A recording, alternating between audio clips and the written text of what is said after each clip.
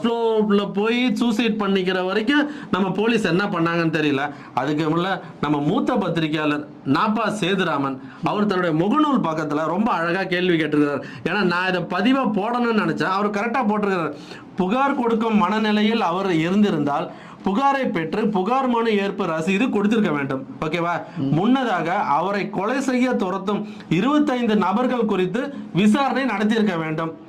புகார் கொடுக்க வந்த நபர் மனநிலை சரியில்லாதவர் என்று அப்போதே தெரிய வந்திருக்கும் பட்சத்தில் அவரை பாதுகாப்பாக மனநல காப்பகத்தில் ஒப்படைத்து சிகிச்சைக்கு பரிந்துரை செய்திருக்க வேண்டும். சில இடங்களில் இப்படிப்பட்ட நபர்களையும் போதையில் இருப்பவர்களையும் போலீசார் காவல் நிலையத்திற்குள் அழைத்து பேசாது வெளியே விரட்டியோ அழைத்தே பேசாத போது வெளியே விரட்டியோ சமாதானம் பேசி அனுப்பிவிடுவது பல முறை பார்த்திருக்கிறேன்னு சொல்லியிருக்கிறாரு. இறந்து போனவர் புகார்தாரராக காவல் நிலையத்திற்கு வந்த நேரம், அவர் வெளியே போன நேரம், இதெல்லாம்